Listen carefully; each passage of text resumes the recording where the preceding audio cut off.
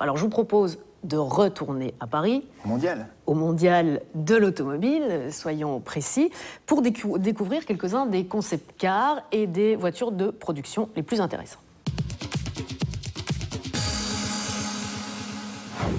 On le sait, la crise est là surtout pour les constructeurs généralistes, un peu moins peut-être pour les constructeurs de voitures premium ou pour les low cost.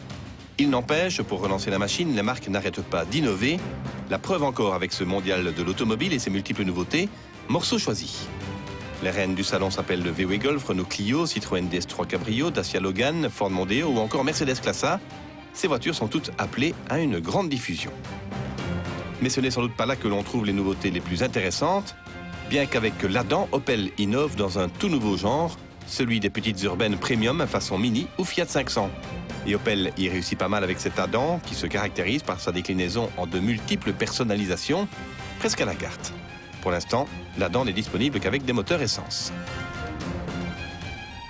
Effervescence chez Peugeot avec pas mal de nouveautés, le futur 2008, présenté ici sous forme de concept car, est le prochain petit SUV du constructeur français. Mais ce n'est pas la seule nouveauté chez Peugeot, avec plusieurs déclinaisons de la 208, dont la sportive GTI, forte de ses 200 chevaux, et la plus luxueuse et super équipée XY. Du côté de la RCZ, avec un léger relifting pour tous les modèles, et l'arrivée très attendue d'une version R, forte de 260 chevaux, ici présentée sous forme de concept. Autre concept plus spectaculaire celui-ci, l'Onyx et sa carrosserie en cuivre et carbone noir mat. Sous le capot, un V6 3,7 litres diesel HDI de 600 chevaux, rien de moins. On redescend sur terre, enfin presque, avec le magnifique CLS Shooting Brake de Mercedes. Un break élaboré sur les bases du coupé 4 portes CLS. Finition très haut de gamme et moteur diesel et essence de 200 à 400 chevaux sont au programme de la CLS Shooting Brake qui arrive dès ce mois d'octobre dans les concessions. Mais la grande nouveauté chez Mercedes, c'est évidemment la classe A. Changement radical de style pour la plus petite des Mercedes, désormais parée d'un look très dynamique. La classe A est chargée de concurrencer les BMW série 1 et autres Audi A1, et c'est très prochainement dans moteur. Mazda présente de son côté sa nouvelle 6 et son esthétique profondément revue, inspirée du concept Takeri. La nouvelle berline japonaise est disponible en berline et en break, au choix de moteurs très modernes, un 2 litres essence à injection directe ou un 2 litres 2 diesel. On reste chez les constructeurs japonais avec Nissan. Nissan qui aime les crossovers et les SUV. La preuve avec ce concept Terra, alimenté via une pile à combustible qui agit sur 3 moteurs électriques, un gros pour les roues avant et 2 petits pour chacune des roues arrière. L'habitacle propose 4 places asymétriques. Restyling discret par ailleurs pour le coupé 370Z, alors que le Juke se décline dans une version Nismo du plus bel effet. Concept car également chez Suzuki avec ce S-Cross qui augure d'un nouveau petit SUV chez le constructeur japonais. Kia de son côté présente la génération 2013 de son monospace le Carens complètement métamorphosé. Comme d'habitude chez Kia, un soin particulier a été apporté au style. C'est d'ailleurs également le cas de la Proceed, la version 3 portes de la Ceed. Nous aurons l'occasion de revenir très prochainement sur la success story de Kia.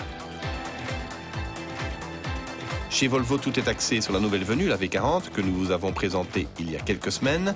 Volvo profite de ce salon de Paris pour présenter une version cross-country et son habillage très chic et baroudeur. On termine ce petit tour d'horizon bien entendu avec quelques sportifs de haut vol, à commencer par Porsche. Pas mal de nouveautés chez le constructeur allemand avec entre autres la déclinaison Carrera 4 et Carrera 4S de la nouvelle 911. A noter également la version S du Cayenne diesel qui passe du V6 au V8 mazoté avec plus de 380 chevaux sous le capot. Mais la plus en vue du stand Porsche, c'était bien la Panamera Sport Turismo, un break très haut de gamme au style particulièrement réussi. La motorisation est hybride avec un V6 à compresseur de 333 chevaux et un moteur électrique de 95 chevaux, le tout avec une transmission roue arrière. Ce concept car devrait déboucher sur une mise en production avec la future génération de la Panamera. Chez Jaguar, succès d'estime également pour cette F-Type qui arrive enfin en production. Voici un magnifique roadster propulsé au choix par un V6 compresseur de 300 ou 340 chevaux ou alors avec le V8 5 litres compresseur de 495 chevaux. On salive déjà. Et puis chez McLaren, la MP4 se découvre pour ce très joli cabrio, toujours équipé du V8 3,8 litres turbo de 625 chevaux. cabrio également chez Maserati pour la Grande Cabrio Spider, encore plus élégante. Dans cette version MC Stradale, le V8 est poussé à 460 chevaux. Le sport est également à l'honneur à Paris avec la Peugeot 208 R5 qui devrait débarquer dans les rallyes l'année prochaine. Rallye toujours chez Hyundai avec ce splendide projet i20 WRC. La voiture devrait être alignée en 2013 dans quelques épreuves avant une participation au championnat du monde en 2014. Enfin, Bentley n'est pas en reste avec cette magnifique Continental GT3, la déclinaison course de la nouvelle Continental GT Speed, qui pourrait faire son entrée en piste au début de la saison 2014. Elle est belle cette Bentley GT3. Eh bien, malgré la crise, les constructeurs investissent encore dans le sport automobile et ça, c'est une excellente nouvelle.